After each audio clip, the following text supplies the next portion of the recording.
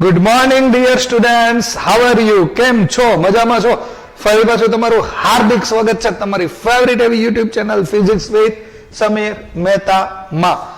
આજે તમે જે કંઈ ભણવાનો છે એ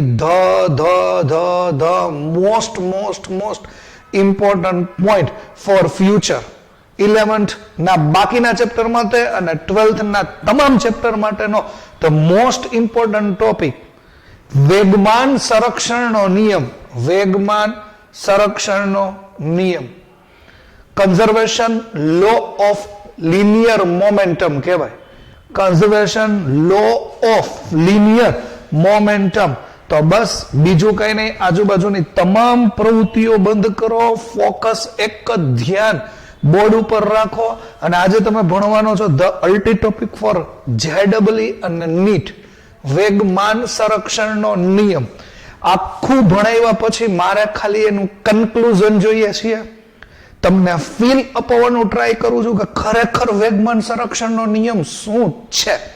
બરોબર, લાઈન ટુ લાઈન થિયરી કરાવું છું, સમજવાની છે, પણ છેલ્લે તો પાછો મારે એનો કન્સેપ્ટ જ જોઈએ છીએ. તો કરો આજના લેક્ચરની શરૂઆત ભગવાનના નામથી. તો આજે જે કઈ ભણવાનું છે એ છે વેગમાનનો સંરક્ષણનો નિયમ, conservation law of momentum. Example થી સમજશું. બરોબર, છેલ્લે તમને હું એનો નિયમ કહીશ. એક્ઝામ્પલ લેવાના છે સિમ્પલ. ક્યુ એક્ઝામ્પલ? યસ, સિંઘમ, સિમ્બા. ક્યુ એક્ઝામ્પલ? બંદૂકનું, રાઇફલનું. રાઇફલનું એક્ઝામ્પલ લ્યો, બંદૂકનું એક્ઝામ્પલ લ્યો, રાઇફલમાંથી છૂટતી ગોળીનું છોકરાઓ એક્ઝામ્પલ લ્યો. રાઇફલમાંથી છૂટતી ગોળીનું એક્ઝામ્પલ. ધારો કે મારા હાથમાં રાઇફલ છે, વર્ડ સમજો, રાઇફલ, બંદૂક નહીં. આ બંદૂકની નિશાની છે પણ રાઇફલ સમજો. બરોબર છે, રાઇફલ ઓલા ડાકુ પાસે હોય ને એવી. ઓકે, હવે રાઇફલની અંદર તમે વિચારો તો શરૂઆતમાં રાઇફલ સ્થિર હોય, એની અંદર રહેલી ગોળી પણ સ્થિર હોય.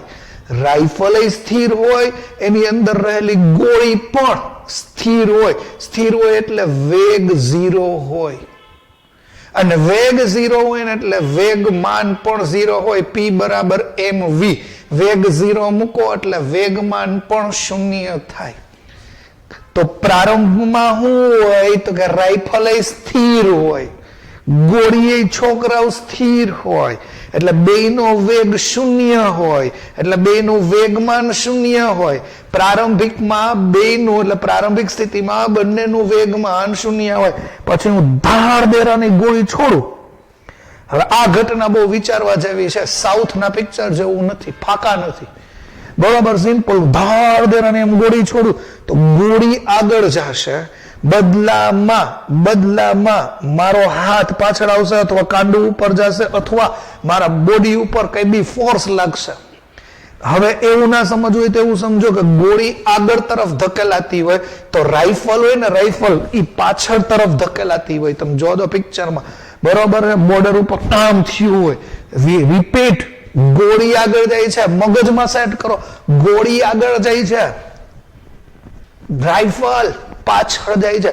રાઇફલ જે પાછળ તરફ ધકેલાય ને, પાછળ તરફ ધકેલાય ને છોકરા, એને કહેવાય રિકોઇલ ઓફ રાઇફલ. શું કહેવાય? રિકોઇલ ઓફ રાઇફલ. આખો પિક્ચરનો સીન પેલા સમજો. પ્રારંભમાં ગોળી સ્થિર છે, રાઇફલ સ્થિર છે, વેગ 0 છે, એટલે પ્રારંભમાં બંનેના વેગમાન 0 છે. એટલે પ્રારંભમાં તંત્ર એટલે બે કરતા વધારે વસ્તુનો સમૂહ. પ્રારંભમાં બેયનું વેગમાન 0 છે. એ આવડી લપ છે. એટલે હું પેલા ફીલ દેવડાવું છું, પછી શું કરશો? બંદૂકની ગોળી છોડશો, ગોળી આગળ જાય છે, રાઇફલ પાછળ જાય છે. આઘાત, પ્રત્યાઘાત, આઘાત, પ્રત્યાઘાત, આઘાત, પ્રત્યાઘાત સમાન મૂલ્યના અને પરસ્પર વિરુદ્ધ દિશામાં હોય એટલે ન્યૂટન ગતિના ત્રીજા નિયમનું પાલન થાય. ગોળી આગળની તરફ બળ જાય, મતલબ ગોળી આગળની તરફ જાય છે, બંદૂક પાછળની તરફ જાય છે. એટલે એવું બોલે, બંદૂકે ગોળી ઉપર બળ લગાડ્યું, બદલામાં ગોળીએ બંદૂક ઉપર બળ લગાડ્યું. આગળનું બળ +F લ્યો, પાછળનું -F લ્યો, ધેટ્સ ઓલ. આઘાત, પ્રત્યાઘાત, સમાન મૂલ્ય, પરસ્પર વિરુદ્ધ દિશા. તો આવો કઈક કન્સેપ્ટ પેલા મગજમાં તમે સેટ કરો.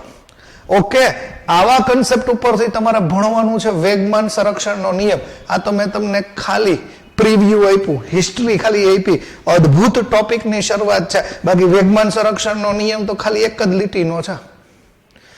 હાવ ગુજરાતીમાં જે આપણે દાખલામાં યુઝ કરવાના ને એ જ બોલું છું, નિયમ હજી નથી બોલતો. તમારે ખાલી આખા પોઈન્ટમાં એવું શીખવાનું છે કે કોઈ પણ તંત્રનું પ્રારંભિક વેગમાન બરાબર કોઈ પણ તંત્રનું અંતિમ વેગમાન. વેગ નથી બોલતો.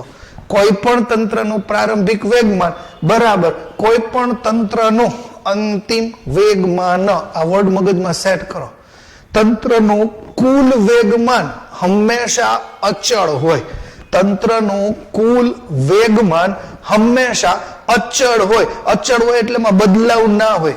એટલે આપણે આટલું જ સ્ટેટમેન્ટ સાબિત કરવા માટે આપણે આવડું મોટું એક્ઝામ્પલ લઈએ છીએ. આમ તો તમને ઓલું હોળી વાળું એક્ઝામ્પલ યાદ હશે, બરોબર છે? ઓલું હલેસા વાળી હોળી. હલેસાની મદદથી તમે પાછળ પાછળ પાછળ પાણીને જવા દો એટલે હોળી આગળ જાય.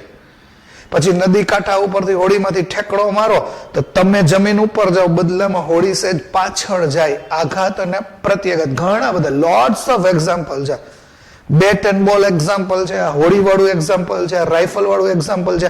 એનસીઆરટીમાં તમને આ એક્ઝામ્પલ આપ્યું છે એટલે આપણે આ ભણીએ છીએ. ઓકે બાળકો, તો સ્ટાર્ટ કરી દઈએ.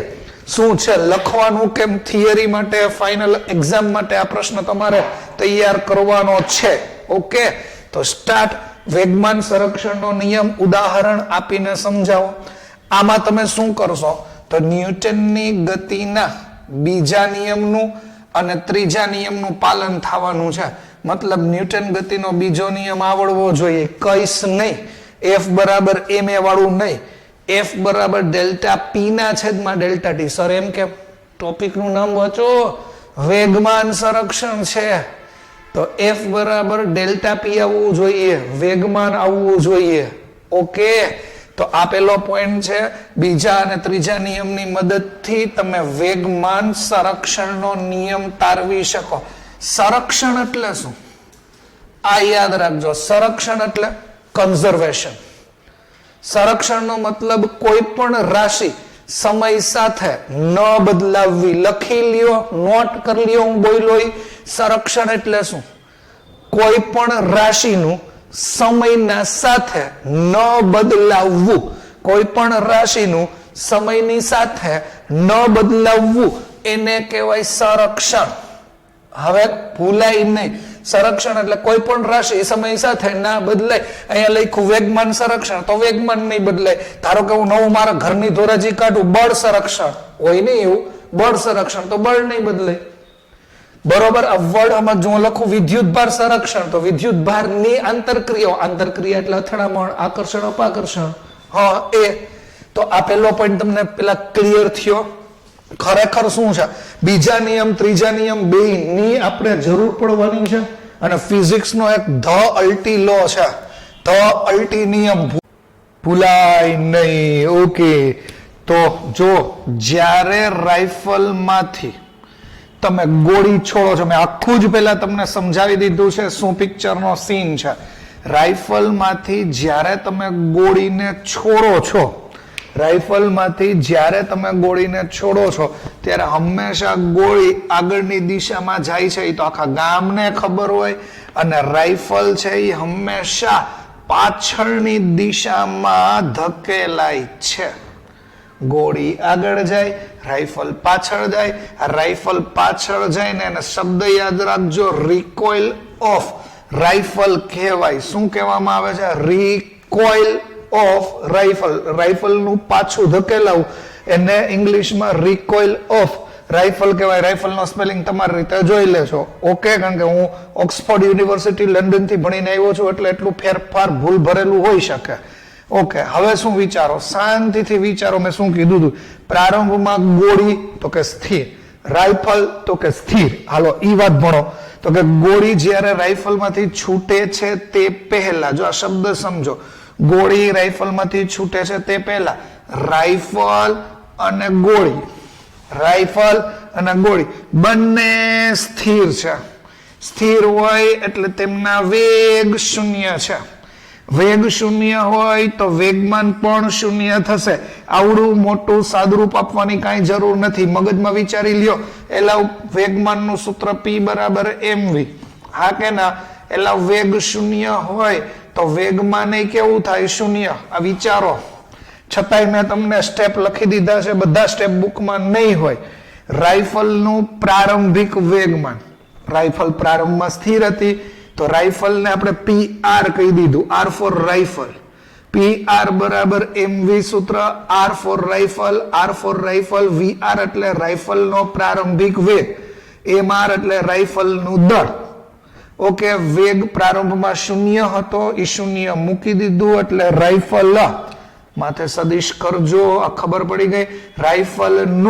રાઇફલનું વેગમાન શૂન્ય થઈ ગયું. સેમ એવું થશે ગોળીનું પ્રારંભિક વેગમાન, B ફોર બુલેટ, બુલેટ, અને બુલેટ નો વાંચતા વંચાય બુલેટ. ઓકે, બુલેટ એટલે ભૂ થાય ઈ નહીં. ગોળીનું પ્રારંભિક વેગમાન PB, MB એટલે માસ ઓફ બુલેટ, VB એટલે વેલોસિટી ઓફ બુલેટ. પ્રારંભમાં બે સ્થિર હતું એટલે V0 મૂકી દો, V0 મૂકી દો એટલે I0 થઈ ગયું. આને વિચારો, પેલા એકલું બેતું. રાઇફલ સ્થિર હતી એટલે રાઇફલનું વેગમાન 0. ગોળી સ્થિર હતી તો ગોળીનું પ્રારંભિક વેગમાન સ્થિર. હવે બેન ભેગું કરી દો તો એ તંત્ર થાય, બેને ભેગું કરી દો તો એ તંત્ર થાય. એટલે લખ્યું આમ, રાઇફલ વત્તા ગોળી, રાઇફલ વત્તા ગોળી ના તંત્રનું કુલ પ્રારંભિક વેગમાન. શબ્દ અહીંયા એવું હોય તો એડ કરી દઉં, કુલ પ્રારંભિક વેગમાન જોતું હોય તો આ બેનો સરવાળો, આ બેનો સરવાળો PR વત્તા PB. લખ્યું નથી, હવે એટલું સમજી જાજો. PR વત્તા PB, PR વત્તા PB એટલે એ 0 થઈ ગયું. કહી દીધું પિક્ચર. ઇક્વેશન નંબર 1 એ જ આપણો મેઇન પોઈન્ટ છે. તો અહીંયા સુધી શું ભણ્યા કે રાઇફલ સ્થિર હતી, ગોળી સ્થિર હતી, બેના વેગ 0 હતા, વેગમાન શૂન્ય હતા, એટલે બેના વેગમાનોનો સરવાળો એટલે કે પ્રારંભિક વેગમાન શૂન્ય થયું. હવે ધારો કે ડેલ્ટા ટી સમયમાં, ડેલ્ટા ટી એટલે સૂક્ષ્મ સમય, ડેલ્ટા ટી સમયમાં તમે શું કરો છો? જો વર્ડ સમજો, સમયને ધ્યાનમાં લીધું, સમયને ધ્યાનમાં લીધું. ડેલ્ટા ટી સમયમાં જ્યારે રાઇફલમાંથી ગોળી છૂટે છે, ગોળી છૂટે છે એટલે ગોળી આગળ જાય, રાઇફલ પાછળ જાય. એનો મતલબ રાઇફલે ગોળી ઉપર બળ લગાડ્યું, બદલામાં ગોળીએ રાઇફલ ઉપર પાછળની દિશામાં બળ લગાડ્યું. આઘાત અને પ્રત્યાઘાત થયું. તો વાત સમજો, રાઇફલ ગોળી પર આગળની દિશામાં F જેટલું બળ લગાડે છે. મતલબ રાઇફલ દ્વારા ગોળી ઉપર લાગતું બળ આગળની દિશામાં F છે. આટલા જ સમયમાં એટલે ડેલ્ટા ટી સમયમાં ગોળી દ્વારા રાઇફલ ઉપર પાછળની દિશામાં લાગતું બળ -F, ગોળી ઉપર લાગતું બળ તો કે +F, રાઇફલ ઉપર લાગતું બળ -F. કેમ માઇનસ? કારણ કે પાછળ તરફ છે. તો આઘાત પ્રત્યાઘાત. તો ગોળી ઉપર લાગતું બળ F, રાઇફલ ઉપર લાગતું બળ -F. ગોળી છૂટ્યા પછીની વાત છે.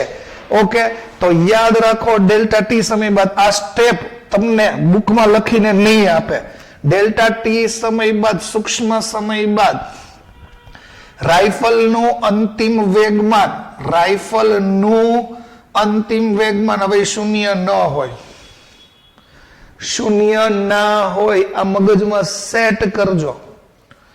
ઓકે, હવે તમે અહીંયા તમારું ઓલું ન્યૂટન ગતિનો બીજો નિયમ લઈ આવશો. F બરાબર ડેલ્ટા P ના છેદમાં ડેલ્ટા T. તો ડેલ્ટા P બરાબર F ઇન્ટુ ડેલ્ટા T. બળે લઈ ગયું હતું અને ડેલ્ટા T જેટલો સમય હતો. એટલે અહીંયા તમે વેગમાનનું સૂત્ર દળ આધારિત લીધું. આમાં તમારે દળનું કઈ કામ નથી, કારણ કે પ્રક્રિયામાં ગોળી છૂટે એ પહેલાનું દળ અને ગોળી છૂટ્યા બાદનું દળ બદલાઈ ના જાય. અહીંયાથી તમે ધારો કે દિવાલ ઉપર બોલ ફેંકો નાનકડો ક્રિકેટનો, તો ભટકાઈને પાછો ફૂટબોલ ના આવે, દળ અચળ જ હોય. એટલે અહીંયા દળ આધારિત લીધું. અહીંયા ન્યૂટનની ગતિનો બીજો નિયમ છે F બરાબર ડેલ્ટા P ના છેદમાં ડેલ્ટા T. એમાં વેગમાનના સૂત્રનો કરતા બનાવ્યો F ઇન્ટુ ડેલ્ટા T. આ લખ્યું છે, ધ્યાનથી જોજો. તો રાઇફલનું અંતિમ વેગમાનને મેં કહી દીધું PR ડેશ. સાંભળજો, રાઇફલ ઉપર પાછળની દિશામાં લાગતું બળ છે એ -F છે, એટલે -F ઇન્ટુ ડેલ્ટા ટી એવું લખ્યું અંતિમ. એવી જ રીતે ગોળીનું અંતિમ વેગમાન અહીંયા લખ્યું પીબી ડેશ. ગોળી ઉપર લાગતું બળ F છે આગળ તરફ, એટલે એ પ્લસ લખ્યું. માઇનસ શું કામ આવ્યું? પાછળ તરફ છે એટલે. આ શું કામ પ્લસ છે? કારણ કે ઈ આગળ તરફ છે એટલે. હવે રાઇફલના વેગમાન, જો આ સ્ટેપ મેં વધારાનું એડ કર્યું છે, એમ તો તમે અહીંયા આ બેનો અહીંયા સરવાળો કરો. જો સમજો જરા, તમે અહીંયા આ બેનો સરવાળો કરો તો -F ઇન્ટુ ડેલ્ટા ટી, આ +F ઇન્ટુ ડેલ્ટા ટી, એટલે આ બેનો સરવાળો 0 આવવાનો. હા, પ્રારંભિક વેગમાન એ 0, આ બેનો અંતિમ વેગમાનનો સરવાળો 0. તો રેખીય વેગમાન સંરક્ષણનો નિયમ ન્યા જ સાબિત થઈ જાય કે પ્રારંભિક વેગમાન 0 છે, અંતિમ વેગમાન 0 છે, મતલબ પ્રારંભિક વેગમાન ઇઝ ઇક્વલ ટુ અંતિમ વેગમાન. આ જ રેખીય વેગમાન સંરક્ષણનો નિયમ છે, પણ વધારે આપણે થોડુંક ડીપ સાબિત કરવાની ટ્રાય કરી. હવે તમે વિચારો, આ વધારાની વસ્તુ છે, આ વધારાની વસ્તુ છે, એક્સ્ટ્રા વસ્તુ છે સમજૂતી માટે. બાકી તો અહીંથી તમે આ બેનો સરવાળો કરી નાખો, આ બેનો સરવાળો કરો એટલે 0 થઈ ગયું. તો આ સ્ટેટમેન્ટ લખી દો, પ્રારંભિક વેગમાન 0, તો ગોળી છૂટ્યા બાદ ઈ બેના તંત્રનું અંતિમ વેગમાન 0. આ તો તમને સમજાય એટલે મેં વધારાના સ્ટેપ લખ્યા છે. હવે સાંભળો, રાઇફલના વેગમાનમાં થતો ફેરફાર, રાઇફલના વેગમાનમાં થતો ફેરફાર હંમેશા તમે લખતા હતા અંતિમ વેગમાનમાંથી પ્રારંભિક વેગમાન બાદ. ફેરફારનો મીનિંગ અંતિમમાંથી પ્રારંભિક વેગમાન બાદ. તો રાઇફલ માટે ડેલ્ટા પીઆર લખ્યું, વેગમાનમાં થતો ફેરફાર એટલે ડેલ્ટા લખ્યું, પીઆર. અંતિમ વેગમાન કેટલું હતું? આ રહ્યું અંતિમ વેગમાન પીઆર ડેશ. પ્રારંભિક વેગમાન કેટલું છે? પીઆર. તો પીઆર ડેશ માઇનસ પીઆર કર્યું, પીઆર ડેશ ની કિંમત -F ઇન્ટુ ડેલ્ટા ટી લખી, પીઆર અહીંયા 0 છે તો 0 લખ્યું, તો delta PR is equal to -F into delta T, equation 1. Same બુલેટના ગોળીના વેગમાનમાં થતો ફેરફાર લખ્યો, ડેલ્ટા પીબી. અંતિમ વેગમાન બુલેટનું માઇનસ પ્રારંભિક વેગમાન બુલેટનું, તો અહીંયા +F into delta T -0. Okay, હવે તમે આ બેનો સરવાળો કરો, આ બેનો સરવાળો કરો એટલે તંત્રનું અંતિમ વેગમાન મળશે, તોય જવાબ 0 આવશે. અહીંથી આ બેનો સરવાળો કરો તોય જવાબ 0 આવશે. જો અહીંથી સાબિત કરવું હોય તોય ચાલે, આટલા સ્ટેપ ના લખવા હોય તોય હાલે. આમ ગોળી છૂટ્યા બાદ રાઇફલ વત્તા ગોળીના તંત્રનું અંતિમ વેગમાન એ શું થઈ ગયું? 0. તો મારો કહેવાનો મીનિંગ એકમાત્ર ઈ છે કે ઇક્વેશન A અને ઇક્વેશન B તમને શું સમજાવે છે. ઇક્વેશન A અને ઇક્વેશન B ને તમે કમ્પેર કરો તો ઇક્વેશન A અને B પરથી તમે એવું લખી શકો, શું લખી શકો? ગોળી વત્તા રાઇફલના તંત્રનું, ગોળી વત્તા રાઇફલના તંત્રનું પ્રારંભિક વેગમાન બરાબર ગોળી વત્તા રાઇફલના તંત્રનું અંતિમ વેગમાન હંમેશા સમાન હોય છે. આ વસ્તુ મગજમાં ફિટ કરી લ્યો, મોસ્ટ ઇમ્પોર્ટન્ટ પોઈન્ટ છે. આની ઉપરથી જ તમે વેગમાન સંરક્ષણ નો નિયમ તારવી શકો. શું તારવી શકો? વેગમાન સંરક્ષણનો નિયમ. શબ્દ શું લખશો? આંતરક્રિયા કરતા. આંતરક્રિયાનો મિનિંગ 2 થાય, આકર્ષણ અપાકર્ષણ થાય, અંદરો અંદર અથડામણ થાય. અહીંયા આંતરક્રિયા એટલે રાઇફલમાંથી ગોળીનું છૂટવું. આંતરક્રિયા કરતા, અથવા એક કામ કરીએ, આવું લખીએ એના કરતા સિમ્પલ લખીએ, અલગ કરેલા તંત્રનું કુલ રેખીય વેગમાન. ખાલી આટલું યાદ રાખો ને, અલગ કરેલા તંત્રનું કુલ રેખીય વેગમાન અચળ રહે છે. ક્યારે? જો બાહ્ય બળ ન લાગતું હોય તો. ક્યારે ક્યારે બાહ્ય બળ ન લાગતું હોય તો જ ઓબ્વિયસલી છે ને કેટલી વાર સમજાવું છું F બરાબર m એ બાહ્ય બળ 0 m એ બરાબર 0 એના બે કિસ્સા કાં તો વેગ 0 હોય કાં તો વેગ અચળ હોય ધારો કે વેગ અચળ હોય તો વેગમાનનું સૂત્રમાં જુઓ mv થાય દળે અચળ હોય વેગે અચળ હોય વેગ અચળ હોય તો વેગમાન અચળ હોય ક્યારે વેગમાન અચળ હોય જ્યારે બાહ્ય બળ શૂન્ય હોય ત્યારે તો યાદ રાખો બાહ્ય બળ શૂન્ય હોય ત્યારે અલગ કરેલા તંત્રનું હવે અલગ કરેલા તંત્રને ઇંગ્લિશમાં આઇસોલેટેડ કહેવાય કેમિસ્ટ્રીનો વર્ડ છે આઇસોલેટેડ અલગ કરેલું તંત્ર એટલે બહારના વાતાવરણની અસર પદાર્થની ક્રિયા ઉપર ન થવી જોઈએ ઘરમાં ફ્રીજ છે તો એને અલગ કરેલું તંત્ર કહેવાય એ બાર શિયાળો હોય ઉનાળો હોય ચોમાસું હોય પણ ફ્રીજની અંદરનું તાપમાન તમે જે સેટ કર્યું હોય એ જ હોય એવું હોય ઉનાળામાં તાપમાન વધી જાય એટલે ફ્રીજની અંદરનું તાપમાન વધી જાય શિયાળામાં ઠંડુ હોય તો વધારે ઠંડુ થઈ જાય ફ્રીજ એમ નહીં ફ્રીજ ઉપર બહારના વાતાવરણની ઇફેક્ટ કંઈ પણ થતી નથી અને અલગ કરેલું તંત્ર કહેવાય થર્મોસ જેમાં ચા નાખી હોય તો ગરમ જ રહી થોડોક ટાઈમ સુધી તો બહારના વાતાવરણની અસર નથી થતી તો આને અલગ કરેલું તંત્ર કહેવાય બાકી બુકમાં તો નિયમ એવો લખ્યો હશે કે આંતરક્રિયા કરતા કણોના અલગ કરેલા તંત્રનું કુલ વેગમાન અચળ હોય છે લાવો એ લખી દઉં બીજો નિયમ બુકનો નિયમ કયો છે આંતરક્રિયા કરતા એટલે જે આ ગોળી છૂટી એ ઘટના તો આંતરક્રિયા કરતા કણોના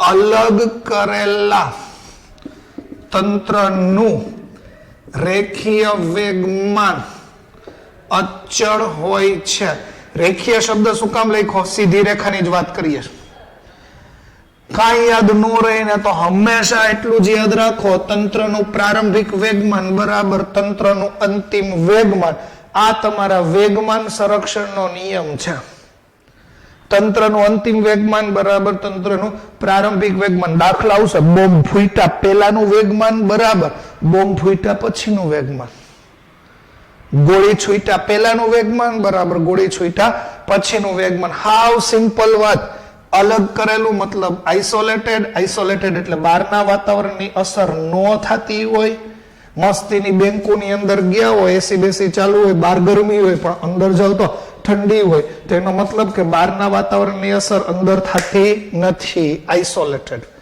તંત્રનું કુલ રેખીય વેગમાન અચળ રહે છે ક્યારે અચળ રહે જ્યારે બાહ્ય બળ ન લાગતું હોય તો આ તો હજી માત્ર એક ઉદાહરણ થયું હજી હું તમને એક બીજું ઉદાહરણ સમજાવું છું એ છે બોલનું ઉદાહરણ ક્રિકેટ બોલનું ઉદાહરણ પણ પહેલા આટલી વાત મગજમાં સેટ કરી લ્યો કે ક્યારેય વેગમાન સંરક્ષણનો નિયમ આવે તો એટલું યાદ રાખવું કે વેગમાન સંરક્ષણ એટલે વેગમાનનું સંરક્ષણ થતું હોય મતલબ વેગમાન સમય સાથે બદલાતું નથી મતલબ પ્રારંભિક વેગમાન અને અંતિમ વેગમાન તંત્રનું અચળ હોય પણ જો બાહ્ય બળ ન લાગતું હોય તો બરોબર બાહ્ય બળ લાગતું હોય તો આ કન્સેપ્ટ લાગુ જ નહીં પડે તો ફટાફટ આટલી વસ્તુ નોટ ડાઉન કરી લ્યો પછી આગળના બીજા ઉદાહરણમાં જઈએ સેકન્ડ ઉદાહરણ ધ મસ્ત મતલબ અલ્ટી ઉદાહરણ છે ન્યૂટનની ગતિનો બીજા નિયમનો ઉપયોગ કરો ત્રીજા નિયમનો ઉપયોગ કરો અને વેગમાન સંરક્ષણનો નિયમ તારવો બસ એ જ તંત્રનું પ્રારંભિક વેગમાન બરાબર અંતિમ વેગમાન હવે બોલનું ઉદાહરણ લઈને ભણીએ બોલનું ઉદાહરણ દર્શાવો કે બે પદાર્થો વચ્ચે થતા નવો શબ્દ સંઘાતમાં પણ વેગમાન સંરક્ષણ મતલબ વેગમાનનું સંરક્ષણ થાય છે નોટ ડાઉન કરી લ્યો બધાય ફટાફટ સંઘાત એટલે અથડામણ થવી સંઘાતનો મતલબ ભટકાવવું સંઘાતનો મતલબ ઇન્ટરેક્શન અથવા સંઘાતનો મતલબ કોલિઝન આ યાદ રાખજો યાદ રાખો આટલા બધા મીનિંગ છે. સંઘાત થવો એટલે અથડામણ થવી એટલે કે ભટકાવું. બે બોલ વચ્ચે સંઘાત થયો મતલબ બે બોલ ભટકાણા. બરોબર. અથડામણ થાય ઇન્ટરેક્શન વર્ડ્સ કરતા કોલિઝન વર્ડ યાદ રાખજો. કોલિઝન થવું મતલબ ભટકાવું. નોટ કરી લ્યો પેલા આ શબ્દ નોટ કરો. સંઘાત એટલે અથડામણ, ભટકાવું, કોલિઝન, ઇન્ટરેક્શન્સ. ઓકે. પછી છેલ્લે કહું છું સંઘાતના બે પ્રકાર છે. હવે સાંભળો. બે બોલનું એક્ઝામ્પલ લઈએ છીએ. પુલ ટેબલ રમતા હો ને, પુલ ટેબલ, બસ ઈ જ વસ્તુ મગજમાં વિચાર દો. પુલ ટેબલ રમતા હો, કેરમ રમતા હો, બસ ઈ જ વસ્તુ મગજમાં રાખી અને વિઝ્યુઅલાઇઝ કરજો. ધારો કે આકૃતિમાં દર્શાવ્યા પ્રમાણે મેં પેલા લીધો બોલ એ, પદાર્થ એ એટલે બોલ એ, એનો વેગ પ્રારંભિક લીધો વીએ. જો આ રહ્યું પદાર્થ એનો વેગ વીએ. પછી લીધો પદાર્થ બી એટલે બોલ બી, એનો વેગ વીબી છે. એ બે ગતિ કરે છે, મતલબ ગતિ કરતી સિચ્યુએશન વિચારો. બરોબર. બી આગળ જાય છે, એ જો આમ છે ભાઈ, બી આગળ જાય છે, એ એની પાછળ છે, એને બી ભટકાશે. ભટકાશે એટલે એ થોડોક પાછળ આવશે, બી થોડોક આગળ જશે અને વળી પાછા બે પોતપોતાની દિશામાં આગળ વધશે. ન સમજાણું. બી આગળ જાય છે, એ પાછળ જાય છે. બરોબર. બી જાય છે, એ જાય છે, બી જાય છે, એ જાય છે. ભટકાણા. ભટકાણા એટલે ભટકાય ત્યારે શું થાય? બી થોડોક આગળ જશે, એ થોડોક પાછળ જશે, પછી બે પાછા બેલેન્સ કરીને પોતપોતાની દિશામાં આગળ જશે. પણ ફેર શું પડશે? પ્રારંભિક જે વેગ હતો અને ભટકાયા પછીનો વેગ બદલી જશે. એ તો ઓબ્વિયસલી છે ને. પ્રારંભમાં સ્પીડ વધારે, ભટકાણા પછી થોડીક ઇફેક્ટ આવે એટલે વેગ થોડોક ઘટે.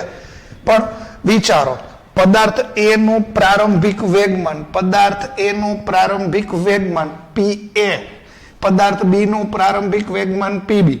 હવે જો સંઘાત પહેલાની સ્થિતિની આકૃતિ દોરી, બી આગળ જાય છે, એ પાછળ જાય છે અને અહીંયા તમારે એવી એક શરત એડ કરાય વી એ વીબી.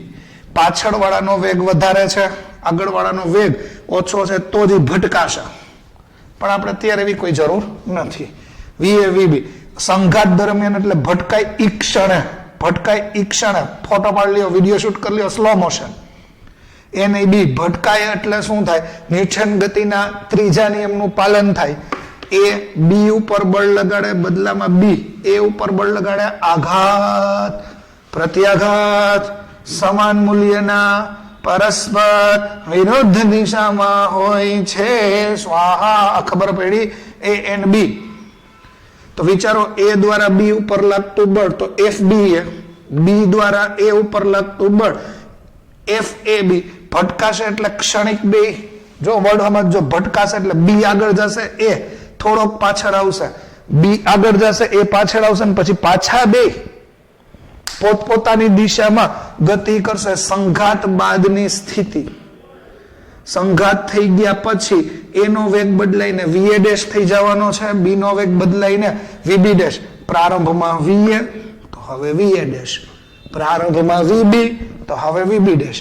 પ્રારંભિક વેગમાન પીએ તો પીએ ડેશ, પ્રારંભિક વેગમાન પીબી તો અંતિમ વેગમાન પીબી ડેશ. ક્લિયર થયું? એ તો આમે લઈ શકો ભાઈ. આ એક પદાર્થ આમ જાય છે, બીજો પદાર્થ આમ જાય છે, બે ભટકાણા, બે ભટકાણા, બે ભટકાણા પાછા બે આમે જઈ. તો આવી આકૃતિ તમે સમજી શકો. હું તો ખાલી કેમ સમજાવું છું? આમ સામ સામે અથડામણ થઈ શકે, આમે હું તો આમ સમજાવું છું. બરોબર છે? તમે સ્કૂટર સાયકલ લઈને જતા ને પાછળથી કોક તમને ગાડી અડાડી દે તો તમે થોડાક આગળ જાઓ, ગાડી થોડીક પાછળ જાય, પાછા બે પોતપોતાના રસ્તે, બાંધવા બાંધવાનું નહીં એમ. તો આ વસ્તુ પેલા મગજમાં પિક્ચરનો સીન સેટ કરો. શું છે? અથડામણ કલાક સુધી ન થાય. આ વસ્તુ ધ્યાન રાખજો. આમ કલાક સુધી ભટકાયા રાખો એવું ન હોય. અથડામણ હંમેશા સૂક્ષ્મ સમયમાં થઈ જતી હોય એટલે થોડાક સમયમાં જ. ભટકાવાનો સમયગાળો અતિશય અલ્પ હોય. તો કહેવાનો મિનિંગ શું છે? ધારો કે બે પદાર્થ છે એ ડેલ્ટા ટી જેટલા સમયમાં, મતલબ સમયગાળામાં અથડાઈને છૂટાઈ પડી જાય. બોલ હોય દિવાલ ઉપર ફેંકો ને કલાક સુધી ભટકાઈ રાખે ન હોય ને. ભટકાવાનો સમય ક્ષણિક હોય, ભટકાઈને ઇસી સેકન્ડે પાછું આવતું હોય એટલે અથડાઈને છૂટા પડે છે.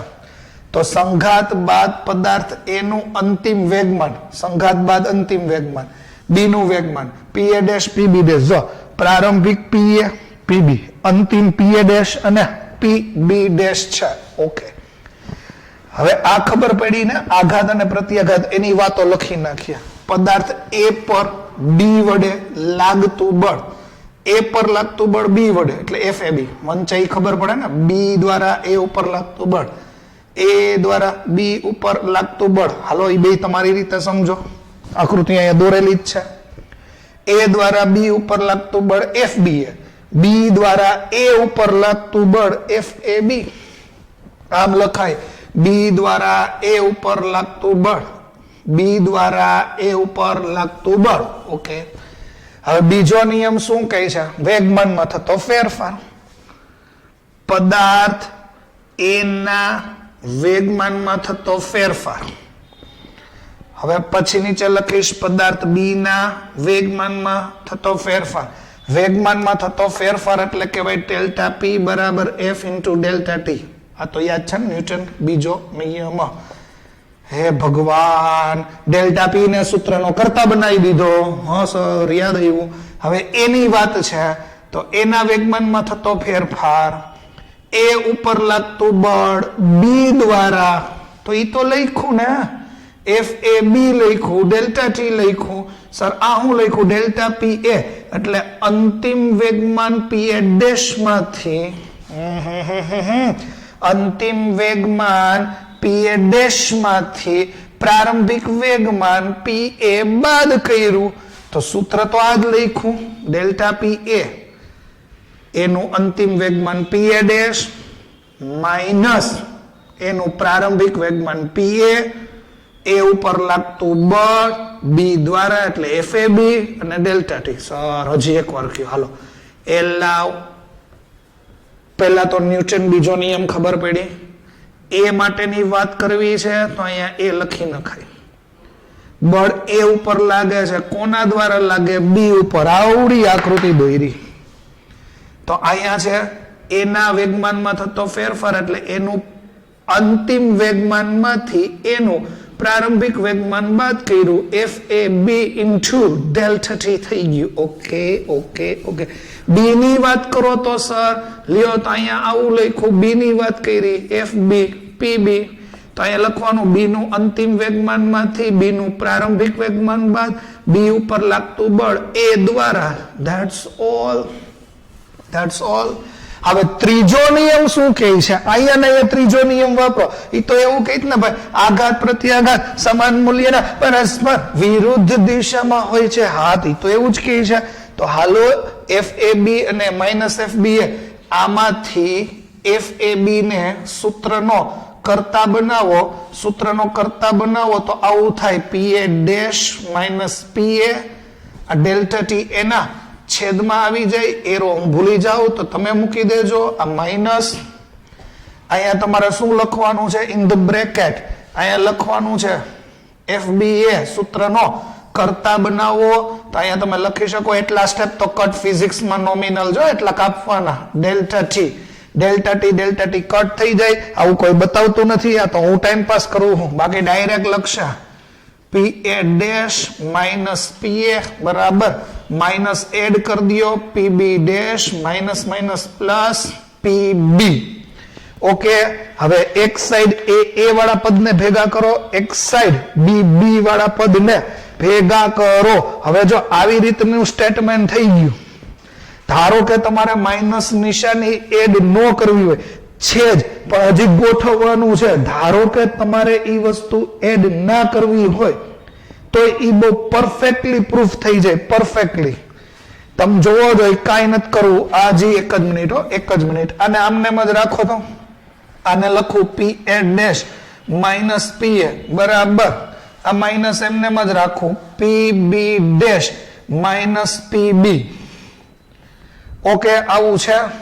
હવે એકચ્યુઅલી શું છે ખબર છે? બે સાઈડ માઇનસ તમે એડ કરી દો, બે સાઈડ માઇનસ એડ કરી દો એટલે તમારું પ્લસ આન્સર જ આવવાનો છે. ઇન શોર્ટ સાબિત શું કરવાનું છે એ વાત સમજાય છે. PA ડેશ માઇનસ PA બરાબર માઇનસ. હવે તમારે કાંઈ જ નથી કરવું, કાઉન્સ ખોલી નાખો એટલે વાર્તા થઈ ગઈ પૂરી. અરે મેં હમણાં તમને કીધું તું સર લખી દો, હાલો લખી દો. એટલે હું આમ સમજાવું છું. આપણે આપણો નિયમ યાદ જ છે, અંતિમ વેગમાન અને પ્રારંભિક વેગમાન સમાન હોય તો અહીંયા જોવો આ પીબી. ઓકે હાલો આટલું ક્લિયર થઈ ગયું. ક્યાં લખીએ? અહીંયા લખીએ. હું જગ્યા ગોતું છું પણ મને એમ હતું કે તમે સમજી જશો, પણ કઈ વાંધો નહીં, લખી દઉં છું. હવે શું કરું? ડેશ વાળાને ભેગા કરો, ડેશ વિનાના ભેગા કરો, એટલે એક સાઈડ તમે લખો ને તો આવું થઈ ગયું પીએ ડેશ. જો આ રહ્યું પીએ ડેશ. આ માઇનસ પીબી ડેશ ને આમ લઈ આવો, માઇનસ પીબી ડેશ ને આમ લઈ આવો, એટલે આ પીબી ડેશ થઈ ગયું બરાબર. આ સાઈડ પીબી છે, આ માઇનસ પીએ ના ઓલી સાઈડ લઈ જાઓ એટલે પીએ વત્તા પીબી છે. લ્યો આનું ગુજરાતી કરો, પ્રશ્ન પૂરો. આનો ગુજરાતી શું થાય? તો અહીંયા એમ લખાય એ અને બી ના તંત્રનું ડેશ એટલે અંતિમ સંઘાત બાદ તંત્રનું અંતિમ વેગમાન બરાબર a પ્લસ બી ના તંત્રનું પ્રારંભિક વેગમાન. ઇન શોર્ટ, અંતિમ વેગમાન અને પ્રારંભિક વેગમાન અથવા પ્રારંભિક વેગમાન અને અંતિમ વેગમાન હંમેશા સમાન હોય છે. હજી એક વાર કહી દઉં, ડેશ વાળાને ભેગા કરો. પેલા હું કઈક બીજું સમજાવતો હતો પણ મને એમ લાગ્યું કે ઈઝી પડશે, તો ડેશ વાળાને ભેગા કરો અને ડેશ વિનાનાને ભેગા કરો. તો એક સાઈડ અંતિમ વાળા પદ ભેગા થશે, એક સાઈડ પ્રારંભિક વાળા પદ ભેગા થશે. તો લ્યો અહીંયા તમારો બીજો પોઈન્ટ પણ, બીજું ઉદાહરણ પણ પૂર્ણ થઈ ગયું અને સાબિત એ જ થયું. અંતિમ વેગમાન બરાબર પ્રારંભિક વેગમાન. ઓકે, એક નવો પોઈન્ટ છે ચેપ્ટર 6 માટે, મોસ્ટ ઇમ્પોર્ટન્ટ પોઈન્ટ છે. સંઘાતના છોકરાઓ બે પ્રકાર છે. છઠ્ઠા ચેપ્ટરમાં શીખશો. ઇન્ટ્રોડક્શન અહીંયા આપી દઉં છું. એક છે એને કહેવાય સ્થિતિ સ્થાપક સંઘાત અને એક છે એને કહેવાય અસ્થિતિ સ્થાપક સંઘાત. સ્થિતિ સ્થાપક એટલે ફરી પાછું પોતાની મૂળ અવસ્થામાં ભટકાઈને આવી જાય. અસ્થિતિ સ્થાપક એટલે ભટકાઈને પાછી પોતાની મૂળ અવસ્થામાં ના આવે. તો સ્થિતિ સ્થાપક સંઘાત અને અસ્થિતિ સ્થાપક સંઘાત આવા બે પ્રકારના સંઘાતો છે. બંને પ્રકારના સંઘાતમાં હંમેશા યાદ રાખો વેગમાનનું સંરક્ષણ થાય છે. આ બે સંઘાતમાં વેગમાનનું સંરક્ષણ થાય છે. એટલે વેગમાન સંરક્ષણના નિયમનું આ લખી રાખજો. દાખલા માટે કામનું છે. વેગમાનનું સંરક્ષણ થાય છે. બંને પ્રકારના સંઘાતમાં વેગમાનનું સંરક્ષણ થાય છે, પણ એક અપવાદરૂપ છે કે આમાં ગતિ ઉર્જાનું પણ સંરક્ષણ થાય છે, જ્યારે આમાં ગતિ ઉર્જાનું સંરક્ષણ થતું નથી. આનો મતલબ શું થયો? પ્રારંભિક ગતિ ઉર્જા અને અંતિમ ગતિ ઉર્જા સમાન હોય. આનો મતલબ પ્રારંભિક ગતિ ઉર્જા અને અંતિમ ગતિ ઉર્જા સમાન નથી. જો પાછું એકવાર કહી દઉં છું, સંઘાતના બે પ્રકાર છે, સ્થિતિ સ્થાપક સંઘાત અને અસ્થિતિ સ્થાપક સંઘાત. સ્થિતિ સ્થાપક સંઘાતમાં વેગમાનનું સંરક્ષણ થાય તો અસ્થિતિ સ્થાપકમાં વેગમાનનું સંરક્ષણ થાય. મતલબ કોઈ પણ પ્રકારના સંઘાતમાં વેગમાનનું તો સંરક્ષણ થાય જ છે, એટલે વેગમાન બદલાતું નથી. પરંતુ મોસ્ટ ઇમ્પોર્ટન્ટ પોઈન્ટ, સ્થિતિસ્થાપક સંઘાતમાં ગતિ ઉર્જાનું સંરક્ષણ થાય પણ અસ્થિતિ સ્થાપક સંઘાતમાં ગતિ ઉર્જાનું સંરક્ષણ થતું નથી.